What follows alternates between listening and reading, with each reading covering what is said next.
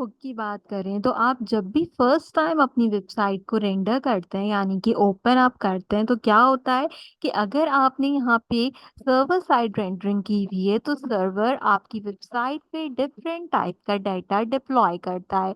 जब वो इस चीज को डिप्लॉय कर रहा होता है यानी कि वो बेसिकली सर्वर से जब यहाँ पर डेटा कलेक्ट कर रहा होता है तो उस पूरे डेटा की कलेक्शन के बाद कहीं जाकर आपकी जो वेबसाइट होती है वो लोड होती है। लोड होने के बाद वो यहाँ पर प्रॉपरली वर्क परफॉर्म करती है। अक्सर आपने देखा होगा कि वेबसाइट्स काफ़ी देर से लोड होती हैं, देन उनका जो इनिशियल टाइम होता है वो क्यों यहाँ पर देरी का बायस बनता है कि उनका जो यूज़ इफेक्ट होता है वो हुक यहाँ पे प्रॉपरली वर्किंग नहीं कर रहा होता। तो आज की इस वीडियो के अंदर हम सीखेंगे कि किस तरीके से आप यूज इफेक्ट के हुक का यूज कर सकते हैं। बट उससे पहले मैं आपको सजेस्ट करूंगी कि अगर आपने यूज स्टेट हुक की वीडियो चेकआउट नहीं की है तो मेक श्योर कीजिए कि मेरी नेक्स्ट जेसन उर्दू की प्लेलिस्ट से इस वाली वीडियो को लाजमी चेकआउट कीजिए ताकि आपको यूज हुक्स को समझने में आसानी हो। ओवरव्यू करती चलूँ तो जब हम यहाँ पे यूज स्टेट का यूटिलाइजेशन कर रहे थे तो जितनी बार मैं अपने बटन पे क्लिक करती थी उतनी बार मेरा क्लिक टाइम इंक्रीज होता था।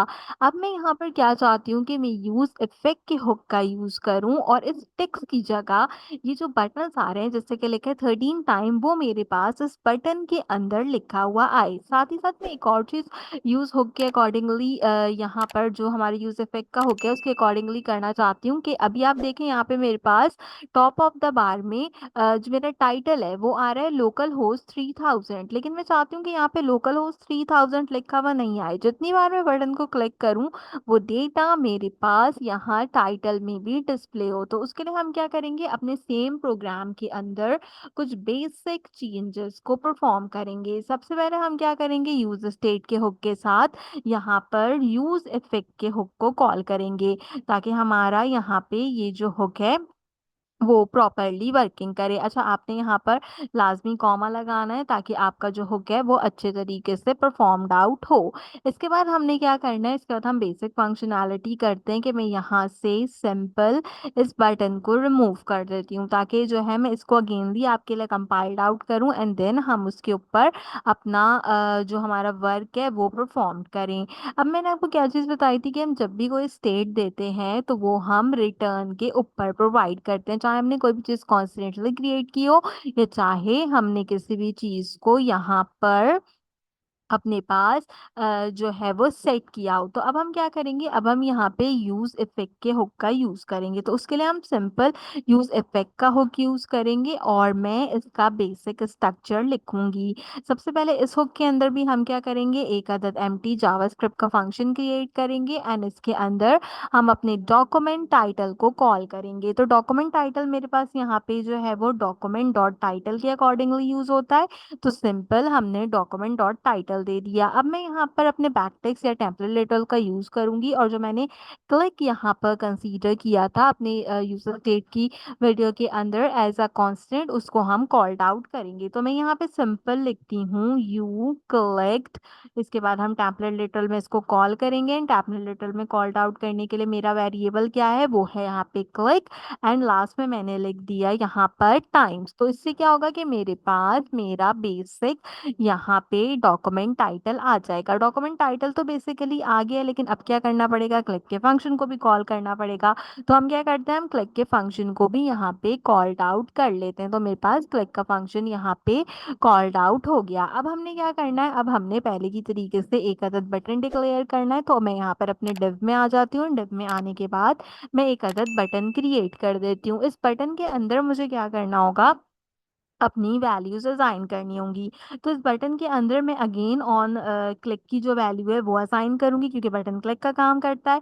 इसके अंदर भी हम एक एम्प्टी फंक्शन बनाएंगे और एक जावास्क्रिप्ट का एरो फंक्शन क्रिएट करेंगे और अपनी वैल्यूज को सेट करेंगे। तो मुझे वैल्यू किसकी सेट करनी है, सेट क्लिक की। अब मुझे सेट क्लिक की जो वैल्यू सेट करनी है इसके अंदर मुझे वैल्यू देनी होगी और रिएक्ट का सेट स्टेट एक्शन नंबर देना होगा। तो सबसे पहले हम क्या करेंगे, हम कहेंगे कि जो भी कोई मेरी प्रीवियस क्लिक है, यहाँ पे क्लिक क्या है, क्लिक वो चीज़ है जो कि मैंने एज अ कांस्टेंट डिफाइन की है। आप उसके लिए यहाँ पे क्या करोगे, आप उसको यहाँ पर as an arrow function treat करोगे। तो मैं यहाँ पर उसको as an arrow function treat करूंगी और अब मैं उसकी वैल्यू असाइन करूंगी। तो वैल्यू असाइन करने के लिए मैंने क्या कहा कि जो भी कोई मेरी प्रीवियस क्लिक की वैल्यू हो आप उसमें कर दो हमारे पास +1। तो आप देखो यहाँ पे मेरा बटन आ गया और प्रीवियसली ये यहाँ पर कंसीडर आउट हो गया है। अच्छा, अब थोड़ी सी और चेंजेस करनी पड़ेंगी। थोड़ी सी और चेंजेस करने के लिए क्या करेंगे भाई, हम यहाँ पे इसको क्लिक करेंगे और क्लिक के साथ क्या होगा यहाँ पे।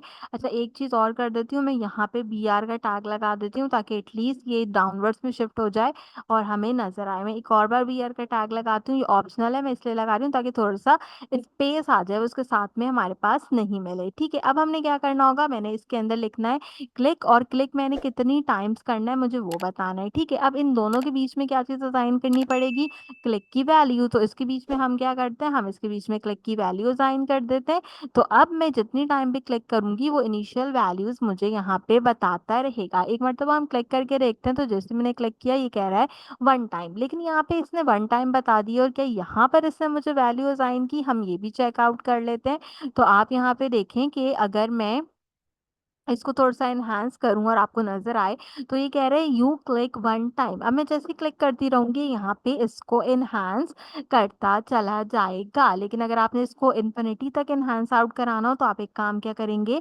आप यहाँ पर इसकी वैल्यू को थोड़ा सा सेट आउट भी कर सकते हैं। सेट आउट में आप वैल्यू सिंपली कॉमर्स में असाइन कर देंगे। अगर मैं इसको 10 तक वैल्यूज असाइन करूंगी तो देखें क्या कहता है, यू क्लिक 8 टाइम 10। ठीक है, अच्छा मुझे 8 टाइम 10 नहीं चाहिए, मुझे ये स्ट्रिंग में नहीं चाहिए, मैं इसकी वैल्यू स्ट्रिंग में नहीं देती। तो कोई फर्क पड़ता है, मैं यहाँ पे 9 करती रहूंगी 10 करती रहूंगी तो इनहांस होता रहेगा, लेकिन ये वैल्यू असाइनेबल वैल्यू नहीं रहेगी। तो मैं इसलिए क्या करूंगी, इसको सिंपल एम्प्टी जो है वो प्रोवाइड आउट कर दूंगी ताकि जितनी भी बार मैं यहाँ पे क्लिक करूँ ये मेरे पास वर्किंग करता रहे। तो फिलहाल के लिए इनिशियल वैल्यू 0 पे, and each time I click on this तो मेरे पास बटन में नीचे भी वैल्यू जो है वो चेंज होगी और ऊपर भी मेरे पास वैल्यू जो है वो चेंज हो रही है। जो नीचे और ऊपर वैल्यू चेंज हो रही है क्यों हो रही है, ये यूज इफेक्ट के हुक की वजह से हो रही है।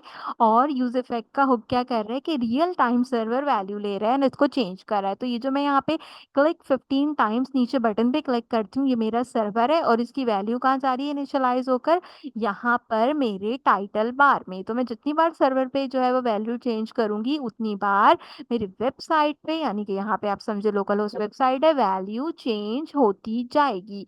तो इस तरीके से हम अपने यूज इफेक्ट का हुक का यूटिलाइजेशन करते हैं, सर्वर साइड रेंडरिंग में इसको यूज करते हैं। अगर आप गौर से देखें तो नीचे वैल्यू पहले जो है वो चेंज होती है एंड ऊपर वैल्यू जो है वो कनेक्ट होने के बाद आधे से भी कम सेकंड के बाद जो है वो वहां पे चेंज आउट हो रही है। तो इस तरीके से आपने इस हुक का यूज करना है। यहाँ पर आप नेक्स्ट जेएस की प्लेलिस्ट को फॉलो करते हुए कंप्लीटली नेक्स्ट जेएस मेरे चैनल से सीख सकते हैं। तो उम्मीद करती हूँ कि आज की वीडियो आपको पसंद आई होगी। आज की वीडियो के लिए बस इतना ही। आपसे मुलाकात करेंगे अगले वीडियो में किसी और अच्छे टॉपिक के साथ। तब तक के लिए मुझे दीजिए इजाजत।